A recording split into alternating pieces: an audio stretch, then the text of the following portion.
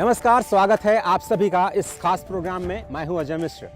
साल 2022 की शुरुआत हो चुकी है और इस नई शुरुआत में दूरदर्शन टीम ने सोचा कि हम आपको नए सफ़र पर ले चलें। आज आप देख रहे होंगे कि मैं फ्लोटर्स पर आराम से चल पा रहा हूं और ये सफ़र अपने आप में अनोखा इसलिए है क्योंकि इस वक्त हम हैं आंध्र प्रदेश में विशाखापट्टनम के पास सिम्हाद्री की जगह पे। और आप जो मेरे पीछे इस वक्त देख रहे हैं वो है एशिया का सबसे बड़ा फ्लोटिंग सोलर पावर प्लांट। आप जहां तक निगाह डालिए केवल आपको सोलर पैनल्स ही नजर आएंगे। 25 मेगावाट का ये जो प्रोजेक्ट है, कोरोना काल की मुश्किल के दौरान भी इसको कंप्लीट किया गया। और ख़ास बात यह है कि ये पूरी तरह से इंडिजीनियस है। एनटीपीसी और उसके स्टेक होल्डर्स ने भारतीय तकनीक का इस्तेमाल करते हुए, भारतीय स्किल्स का इस्तेमाल करते हुए नया प्रयोग किया और पानी के ऊपर बिल्कुल फ्लोटर सोलर पावर प्लांट बनाया, बिल्कुल बन करके तैयार है। आपको पता है कि प्रधानमंत्री मोदी का जो फोकस है वो रिन्यूएबल्स पर है। 175 गीगावाट का जो लक्ष्य तय किया गया है उसमें से 100 गीगावाट केवल सोलर से ही आने हैं और ऐसे प्रोजेक्ट से उम्मीद जगाते हैं। तो आइए आपको ले चलते हैं इस अनोखे सफर पर हमारे कैमरा सहयोगी स्मृति रंजन महापात्रा के साथ। नए साल में कुछ नया खोजने के लिए डीडी न्यूज ने रुख किया आंध्र प्रदेश में विशाखापट्टनम का। समुद्र की अद्भुत खूबसूरती के बीच बसा ये दक्षिण भारत का प्राचीन शहर अपनी सिंहाचलम की पहाड़ियों के अलावा एक और चीज के लिए भी मशहूर है।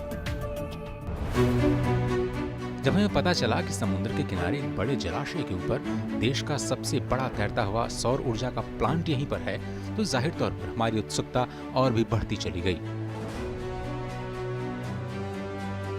आखिरकार हम पहुंचे विशाखापट्टनम से 30 किलोमीटर की दूरी पर सिम्हाद्री नाम की जगह पर।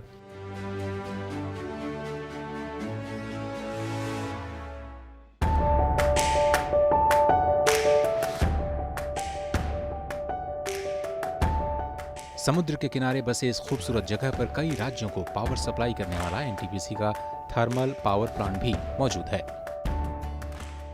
यह एनटीपीसी का 2000 मेगावाट का थर्मल पावर प्लांट है, जहां से आंध्र प्रदेश, तेलंगाना, तमिलनाडु, कर्नाटक, पुडुचेरी और उड़ीसा राज्य को ऊर्जा की सप्लाई की जाती है।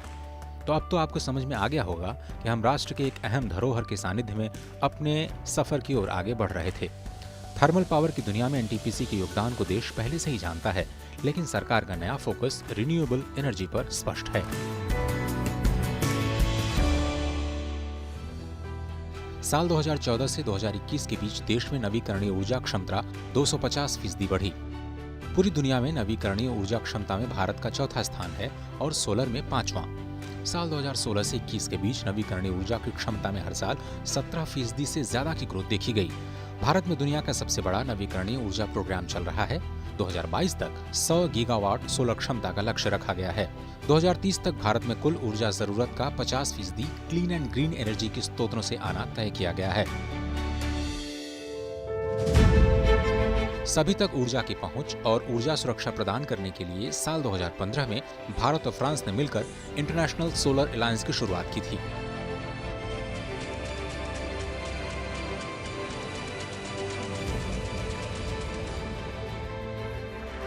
अब तक दुनिया के 102 देश इस अलायंस का हिस्सा बन चुके हैं। अमेरिका ने स्कॉटलैंड के ग्लासगो में हो रहे COP26 जलवायु शिखर सम्मेलन में इस गठबंधन में शामिल होने की घोषणा की। इस पूरी मुहिम में सोलर पर भारत का बड़ा फोकस नजर आ रहा है। प्रधानमंत्री मोदी के लिए ग्रीन टेक्नोलॉजी और सौर ऊर्जा पर फोकस कोई नया अनुभव नहीं।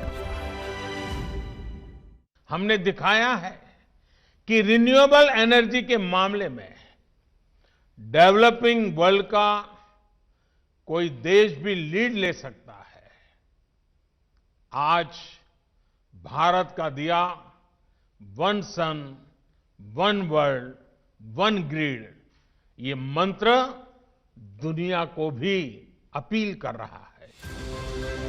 गुजरात के मुख्यमंत्री के तौर पर नरेंद्र मोदी ने राज्य में खुली नहरों पर सोलर पैनल लगाने का सफल प्रयोग किया और इस प्रयोग का हिस्सा रहे टेक्नोक्रेट गुरदीप सिंह अब देश की सबसे बड़ी ऊर्जा कंपनी एनटीपीसी की कमान संभाल रहे हैं। डीडी न्यूज ने उनसे बात की कंपनी के नए फोकस को लेकर। साल 2021 में इंफ्रास्ट्रक्चर डेवलपमेंट सरकार की प्राथमिकताओं में शामिल रहा। नेशनल इंफ्रास्ट्रक्चर पाइपलाइन के बाद देश को मिला गतिशक्ति, और गतिशक्ति जैसा आपको पता है कि नेशनल लेवल का इंफ्रास्ट्रक्चर डेवलपमेंट का प्लान है, प्रधानमंत्री मोदी की सबसे बड़ी प्राथमिकताओं में शामिल है। और within Gati Shakti power sector एक बहुत बड़ा फोकस है, और पावर सेक्टर के एक बहुत बड़े वेटरन इस वक्त हमारे साथ हैं एनटीपीसी के चेयरमैन और मैनेजिंग डायरेक्टर गुरदीप सिंह जी। बहुत बहुत धन्यवाद सर वक्त निकालने के लिए। गतिशक्ति में पावर सेक्टर आप लोगों का क्या फोकस है? धन्यवाद। देखिए, गति शक्ति जो कि आपने बताया कि प्रधानमंत्री जी का एक बहुत ही अच्छा इनिशिएटिव है, और इसमें जो पाइपलाइन है उसमें आप ये जानने की कोशिश करेंगे कि ये इंफ्रास्ट्रक्चर डेवलपमेंट है और साथ में रोज़गार भी पैदा करना है। और जो भी है, जो भी इंफ्रास्ट्रक्चर है या इकोनॉमी के लिए जो पावर की रिक्वायरमेंट है वो एक अहम भूमिका अदा करती है। और आपको पता होगा कि एनटीपीसी देश की सबसे बड़ी कंपनी है जो कि ऑलमोस्ट 1/4 पावर जो है ना पूरे देश को मुहैया करवाती है। और हम आपको ये बताना चाहेंगे कि ये लगातार जब भी जिसको जितनी भी पावर चाहिए उसके हिसाब से हम उसको मुहैया करवाने के लिए हमेशा तैयार रहते हैं, और जितनी भी पावर चाहिए, जिस गति से चाहिए, उसी के लिए हम तत्पर हैं और हम उसमें कार्यरत हैं। सर, अब लगातार हम देख रहे हैं कि सरकार का जो फोकस है वो रिन्यूएबल्स पर धीरे धीरे बढ़ता जा रहा है। तो हमने देखा कि ट्रेडिशनल जो हमारे कन्वेंशनल पावर प्लांट्स हैं, अब हम धीरे धीरे रिन्यूएबल्स पे जा रहे हैं। 175 गीगावाट का जो लक्ष्य है उसमें से 100 गीगावाट तो सोलर से ही आने हैं। आपका रिन्यूएबल्स पर कितना बड़ा फोकस है एज अ कंपनी? देखिए, आपको ये बताना चाहेंगे कि जिस तरह से मैंने बताया कि 1/4 पावर हम सप्लाई करते हैं, और आने वाले दिनों में आप जैसे पता है कि पूरे विश्व में एक धारणा है कि ये पूरा का पूरा जो पहले जो कार्बन बेस्ड था उसके बाद में it is going to be transition, and वो ट्रांजिशन के लिए ज़रूरी है कि रिन्यूएबल एनर्जी में काफ़ी बदलाव आएगा, और वो बहुत तेज़ी से आगे बढ़ रहे हैं। हमने अपना जो एनटीपीसी के लिए जो लक्ष्य रखा हुआ है वो पहले हमारा था 30 गीगावाट 2030 तक, और अब हमने उसको रिवाइज करके 60 गीगावाट 2030 तक कर दिया है, और उसके लिए पूरी प्लानिंग है और काम चल रहा है। तो हमारा लक्ष्य है कि 2032 तक हम 130 गीगावाट हमारी कैपेसिटी होगी, और हम ये जो 175 मेगावाट ही नहीं, अब तो प्रधानमंत्री जी ने उसको रिवाइज कर दिया है, 500 गीगावाट का कर दिया है। उसमें एक बहुत ही अहम भूमिका हम भी जो है ना अदा करेंगे, और उसके लिए सभी लोग मिलकर के जो है कार्यरत हैं। माननीय ऊर्जा मंत्री जी इसमें समय समय पर समीक्षा कर रहे हैं, और ये तेज़ी से आगे बढ़ रहा है। तो अब नए साल में अगर हम आपसे समझना चाहेंगे आपका नया फोकस क्या होगा? आप बहुत ज़्यादा डाइवर्सिफिकेशन कर रहे हैं, एक कंप्लीट पावर कंपनी के रूप में, चाहे वो डिस्ट्रीब्यूशन हो, ट्रांसमिशन हो, प्रोडक्शन हो, आप सभी सेगमेंट में इस वक्त मौजूद हैं। 2022 का आपका फोकस क्या होगा? देखिए, 2022 का फोकस अगर आप बात करेंगे तो सबसे पहला तो यही है कि हम जो भी रिक्वायरमेंट है उसके हिसाब से आपको बिजली मुहैया करवाते रहें, और उसके साथ साथ हम किस तरह से एनर्जी ट्रांजिशन की तरफ आगे बढ़ें और किस गति से आगे बढ़ें वो बहुत ज़रूरी है। और उसके लिए जो हमारे प्लान हैं उसमें अभी मैं आपको बताना चाहूँगा कि हमारे पास 4.5 गीगावाट के लिए सोलर और विंड पे काम चल रहा है, और बाकी हमारे 4.5 गीगावाट के जो सोलर के लिए वो टेंडर आ रहे हैं, और उसके साथ में हमारा 10 गीगावाट का जो ultra mega renewable energy park उसके ऊपर काम चल रहा है। तो सभी दिशाओं में, और उसके साथ साथ ये तो हुआ कि एक सोलर पावर, लेकिन सोलर पावर के साथ साथ ग्रीन हाइड्रोजन, उसके ऊपर भी आपने कुछ दिनों पहले देखा होगा कि हमने एक छोटा सा एक्सपेरिमेंट के साथ शुरू किया है सीमाद्री में, कि जिसमें हम सोलर जो फ्लोटिंग सोलर, बल्कि not only solar, floating solar जो कि पानी के ऊपर जो है ना उसको पैनल जो है ना, और वो पूरा का पूरा मुझे ये बताते हुए भी बहुत गर्व है कि ये पूरा का पूरा मेक इन इंडिया होगा, जिसके अंदर फ्लोटर भी जो है ना उसकी टेक्नोलॉजी हमने पिछले 3-4 साल सीपेट और बाकी इंस्टीट्यूट्स के साथ मिलकर के डेवलप की है, और अभी उसकी कॉस्ट में कितना कमी आए उसके लिए कार्य जारी है। और हमारा लक्ष्य ये है कि जो फ्लोटिंग सोलर की जो कॉस्ट आएगी वो ग्राउंड माउंटेड के बराबर हो जाए।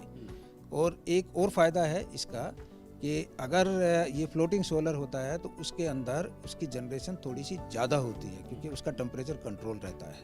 ये हमने पहले भी ये किया था गुजरात में, जिस टाइम पर जो है ना कैनाल टॉप सोलर हमने इसकी शुरुआत की थी। अब तक आप समझ चुके होंगे कि हमारे नए साल का यह सफर एनटीपीसी के सिमहाद्री में देश के सबसे बड़े फ्लोटिंग सोलर पावर प्लांट के लिए ही है। हमारे कैमरा सहयोगी स्मृति महापात्र ने मोटर बाइक से ही फ्लोटिंग सोलर पावर प्लांट तक जाने का फैसला लिया और अब हम अपनी मंजिल पर पहुंच चुके थे। दृश्य इतना शानदार था कि हम अपने सफर की सारी थकान भूल गए।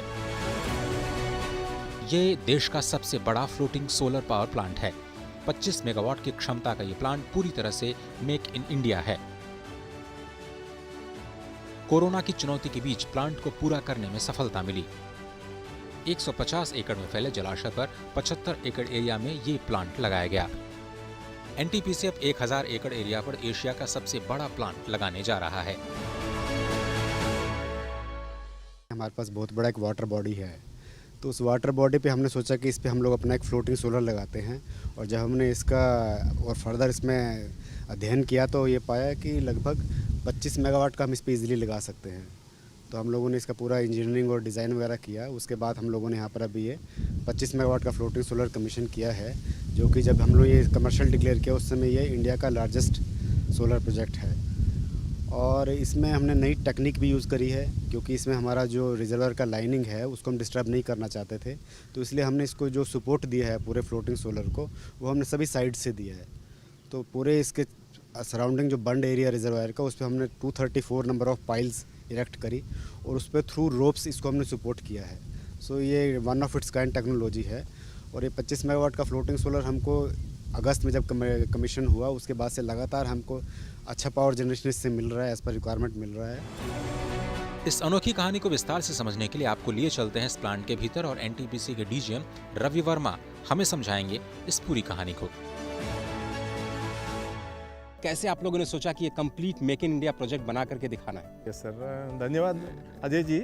ये प्रोजेक्ट जो बना था 2019 में, एक गवर्नमेंट का गाइडलाइन आया था कि फ्लोटिंग सोलर के ऊपर एक प्रोजेक्ट होना चाहिए। सो फार इंडिया का लार्जेस्ट जो फ्लोटिंग सोलर था वो 400 किलोवाट का, वो कायंकुलम में, वो भी एनटीपीसी ने ही सेटअप किया था। बाद में ये ऐसा रिजर्वायर्स बहुत सारा एनटीपीसी के पास, एनटीपीसी सारा प्रोजेक्ट्स में रिजर्वायर रहता है, पानी का वाटर बॉडीज़ रहता है, उसको क्यों यूज़ ना किया जाए करके एक सोच आया था एनटीपीसी के ऊपर। तब इमीडिएटली जैसे ही सोच आया तो एनटीपीसी सिमाद्री को आइडेंटिफाई किया गया कि ये 150 एकड़ में पूरा रिजर्वायर का एक पॉन्ड बना हुआ था, यहाँ से पावर भी पूरा एवैक्यूएशन हो सकता था। इसी कंडीशन को लेके एक प्रोजेक्ट का सुलझाव किया था। 2019 में बीएचएल का बिडिंग हुआ था, बीएचएल उसमें सक्सेसफुल हुआ था। दिस प्रोजेक्ट उस समय 110 करोड़ में 25 मेगावाट का एसी प्लांट लगाने के लिए घोषणा किया गया था। अब मुझे ये समझाइए कि ये जो प्लांट पूरे जब बनाया गया तो इसमें आप लोगों ने कैसी तैयारियां की? मैं देख रहा हूं जहां तक मेरी नज़र जा रही है वहां पे केवल सोलर पीवी मॉड्यूल्स ही दिखाई दे रहे हैं। तो थोड़ा सा कंस्ट्रक्शन की कहानी सुनाइए। कंस्ट्रक्शन का ऐसा है कि अब 2 प्लेटफॉर्म्स हम लोग बनाया था कि एकदम पिछले का, इस पॉन्ड का पिछले जगह पे 1-2 प्लेटफॉर्म्स बनाया था, लॉन्चिंग प्लेटफॉर्म्स बोलते हैं उसको। वहाँ पे 360 मॉड्यूल्स का पहले असेंबली होता था, उसके बाद वो पानी में लॉन्च करता था, फिर वहाँ से एक बोट के थ्रू वो जो असेंबली हुआ था उसको यहाँ लेके आता था। देन लेगो टॉयज़, जैसा हम लोग लेगो टॉयज़ बनाता है, ऐसे ही एक ब्लॉक का जोड़ते हुए ये बहुत बड़ा ये प्रोजेक्ट साकार हो पाया।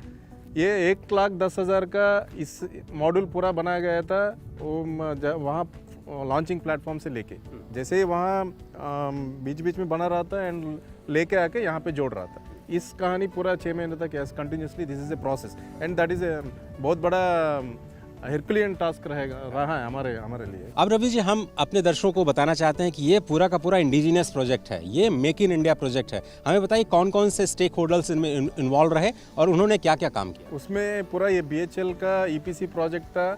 इसमें जो मॉड्यूल सप्लाई किया था वो एमवी करके एक मॉड्यूल वेंडर है एंड विक्रम सोलर का और एक वेंडर है। These are the 2 Indian indigenous vendors who has made this PV modules.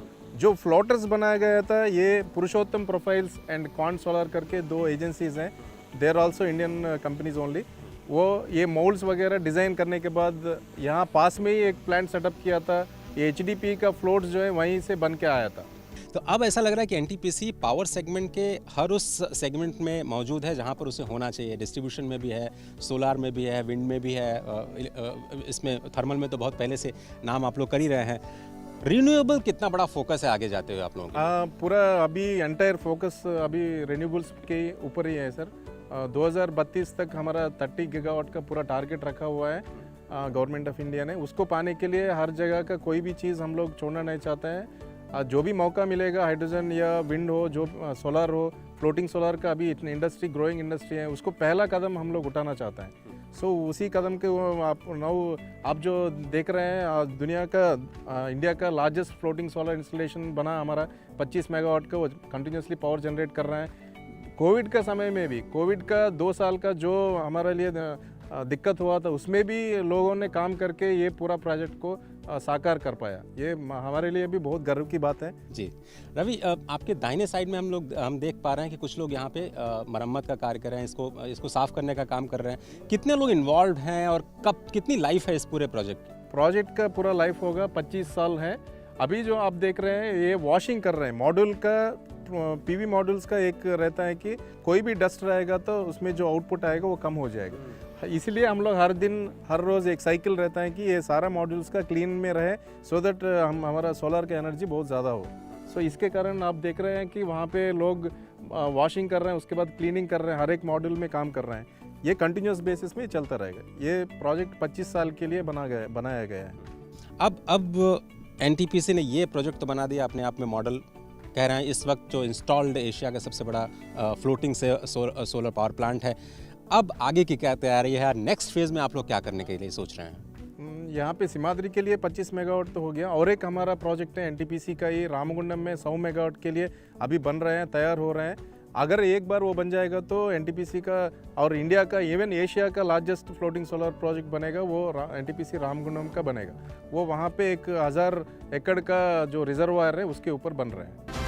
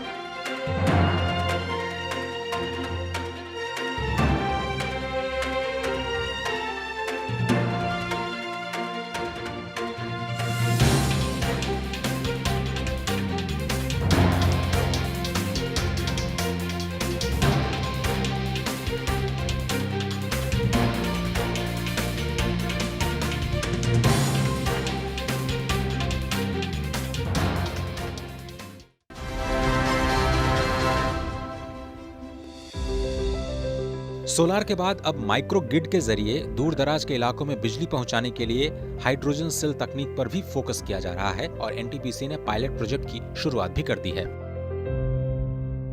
इस वक्त हम हैं एनटीपीसी सिम्हाद्री में एक नए हाइड्रोजन बेस्ड प्लांट का उद्घाटन हुआ है और उसमें दिवाकर कौशिक जी हैं जो कि हेड ऑफ प्रोजेक्ट हैं। खासतौर पर बात करने के लिए सर बहुत बहुत धन्यवाद। ये जो नया इनिशिएटिव आपने लिया है वो है क्या? थोड़ा सा आसान भाषा में अगर लोगों को समझाने की कोशिश। ऐसा है कि अभी तक हमारे देश में रिन्यूएबल एनर्जी को लेके बहुत काम चल रहा है। सोलर या विंड से हम लोग पावर जनरेट कर रहे हैं, बट समस्या ये आ रही थी कि जो रिन्यूएबल एनर्जी है हमें मौसम के ऊपर डिपेंडेंट रहता है बहुत ज़्यादा। तो उसके लिए ये हम लोग एक नया डेमोस्ट्रेटेबल प्रोजेक्ट बना रहे हैं, पायलट प्रोजेक्ट कर रहे हैं ब्लूम एनर्जी के साथ, जिसमें हम लोग जो रिन्यूएबल एनर्जी से ग्रीन हाइड्रोजन प्रोड्यूस करेंगे और वो ग्रीन हाइड्रोजन को हम लोग रात के समय यूज़ करेंगे पावर जनरेशन के लिए थ्रू ए फ्यूल सेल।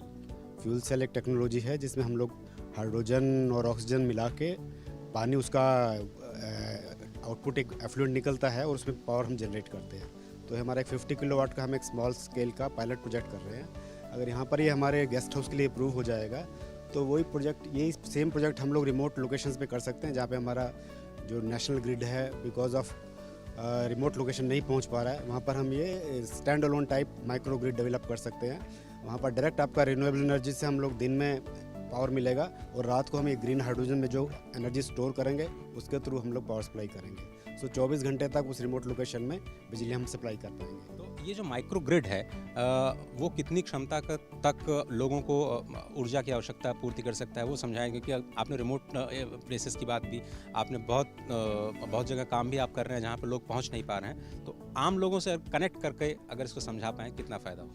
ऐसा जैसे अभी हम तो यहाँ पर जो प्रोजेक्ट कर रहे हैं वो सिर्फ 50 किलोवाट कैपेसिटी का है। मेनली ये हमारा डेमोन्स्ट्रेट करने के लिए, टेक्नोलॉजी को डेमोन्स्ट्रेट करने के लिए प्रोजेक्ट है। बट यहाँ पर एक बार प्रूव हो गया तो हम ये 1 मेगावाट तक की क्षमता के इस टाइप के प्रोजेक्ट दूर की लोकेशंस में विलेजेस को पावर सप्लाई के लिए लगा सकते हैं। तो हम एक्सपेक्ट कर रहे हैं कि इस साल में हमारा ये प्रोजेक्ट बन के तैयार हो जाएगा और हमारा ये टेक्नोलॉजी प्रूव भी हो जाएगा 3-4 महीने सक्सेसफुली चलने के बाद। उसके बाद हमारे जो भारत के देश में जो दूर दूर के विलेज हैं जहाँ अभी तक बिजली नहीं पहुँचा है, वहाँ पर हम लोग इस टाइप के 1 मेगावाट या उससे अधिक कैपेसिटी के भी सिमिलर टाइप के प्रोजेक्ट्स लगा सकते हैं। किसी भी पावर प्लांट को चलाने के लिए पानी की जरूरत होती है और इसके लिए अब हमारा अगला पड़ाव था सिम्हाद्री का सी वाटर पंप हाउस, जो समुद्र के पानी को पावर प्लांट की कूलिंग के लिए इस्तेमाल करता है।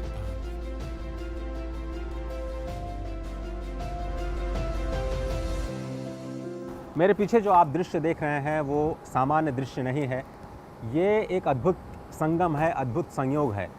ये संयोग है तकनीक और प्रकृति का। आप देख रहे हैं मेरे पीछे बे ऑफ बंगाल, बंगाल की खाड़ी, जिसे आप बहुत अच्छे से जानते हैं, पाठ्य पुस्तकों में आपने पढ़ा होगा।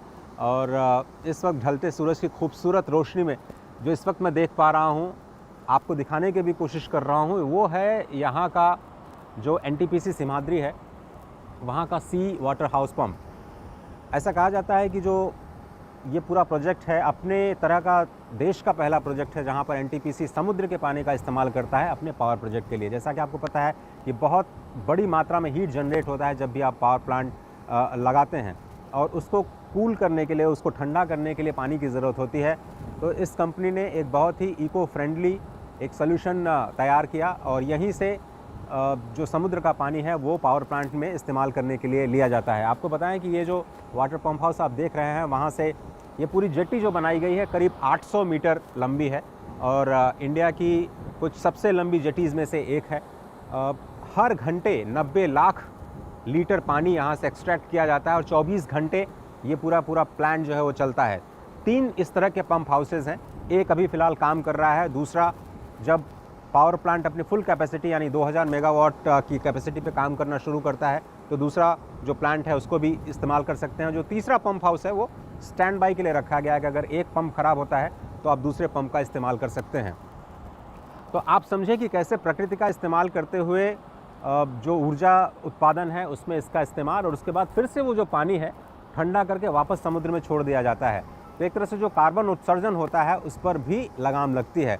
और दूसरी बात यह कि जो समुद्र का पानी है, जो खारा पानी है, उसको पीने के पानी के योग्य कैसे बनाया जाए। तो आप मेरे पीछे जो दृश्य जो जगह देख रहे हैं वहाँ पर डीसैलिटेशन प्लांट्स लगाए जा रहे हैं और IRCTC यानी जो रेलवेज़ में पानी सप्लाई की जाती है वो प्लांट अब लगने की तैयारी शुरू हो चुकी है। तो समुद्र का पानी डीसैलिनेट होकर के एक बार फिर से रेलवे के यात्रियों को रेल नीर के रूप में जल्दी ही देखने को मिल सकता है।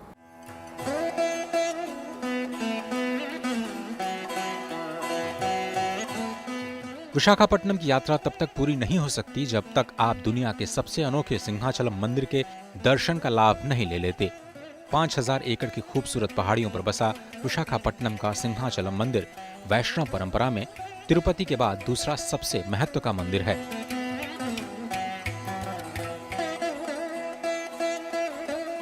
ऐसा माना जाता है कि सत्ययुग में भक्त प्रवर परम वैष्णव श्री प्रहलाद जी को भगवान विष्णु ने वराह और नृसिंह के संयुक्त रूप में दर्शन दिए और शास्त्रों में इस अनुपम संयुक्त अवतार के दर्शन को भक्तों के पापों को हरने वाला बताया गया है। विशाखापट्टनम में सिंहाचल क्षेत्र, सिंहाचल क्षेत्र बहुत पुरातन क्षेत्र है। सिंहाचल क्षेत्र में केवल दर्शन, क्षेत्र पर्यटन, सबका अनेक जन्म पाप निवारण, अनेक जन्म पाप निवारण केवल सिंहाचल क्षेत्र दर्शन निमित्त मात्रेण श्रुतिवचनं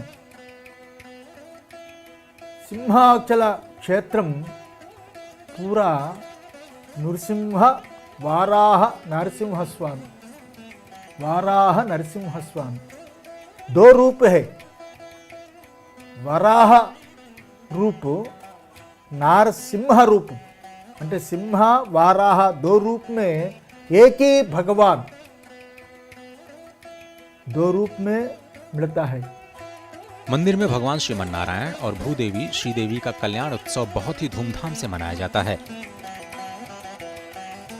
और प्रसिद्ध चंदनोत्सव का तो कहना ही क्या। पूरे साल भगवान के विग्रह को सुगंधित चंदन के लेप में ही रखा जाता है और केवल अक्षय तृतीया को ही विग्रह के दर्शन आम जन को सुलभ हो पाते हैं। मंदिर में भक्तों की सुविधाओं में बढ़ोतरी के लिए केंद्र सरकार ने प्रसाद योजना को मंजूरी दी है और जल्दी ही विस्तार और निर्माण कार्यों में तेजी की संभावना है। डीडी न्यूज ने बात की सिंहाचलम बोर्ड के अधिशासी अधिकारी सूर्यकला जी से।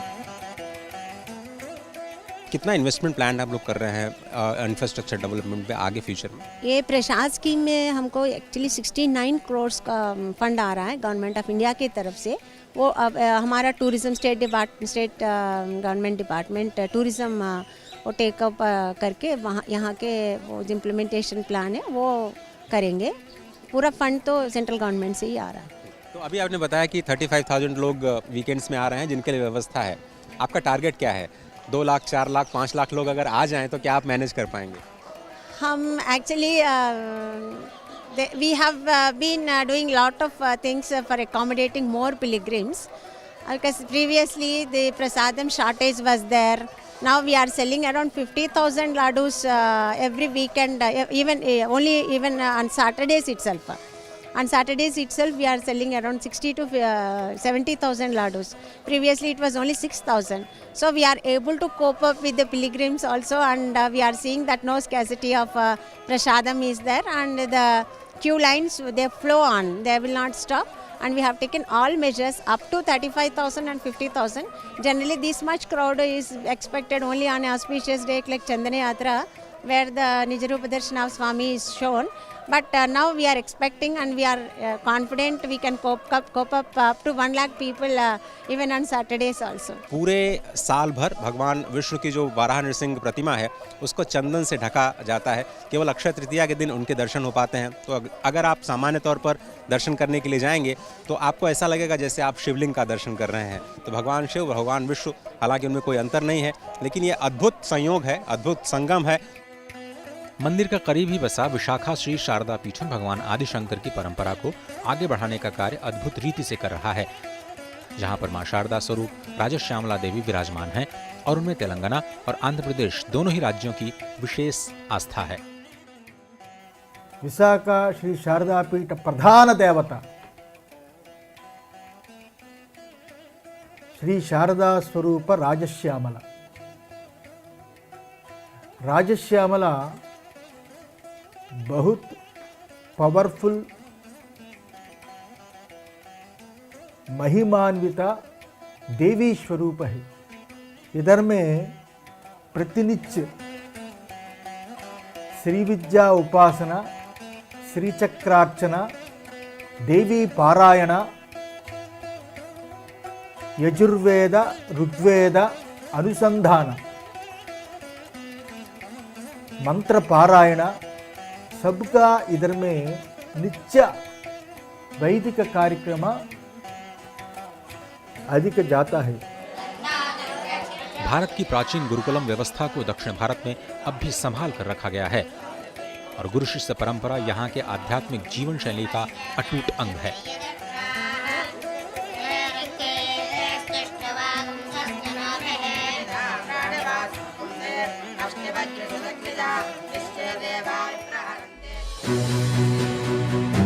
इस कार्यक्रम के जरिए हमें उम्मीद है कि हम विशाखापट्टनम में प्रकृति और तकनीक के अद्भुत संगम की एक छोटी सी झलक से आपको परिचित करा पाए। उम्मीद है कि नए साल में इस नए सफर में आपको भी आनंद जरूर आया होगा। डीडी न्यूज की पूरी टीम को दीजिए इजाजत। वेल्लोस्तानो, धन्यवादम।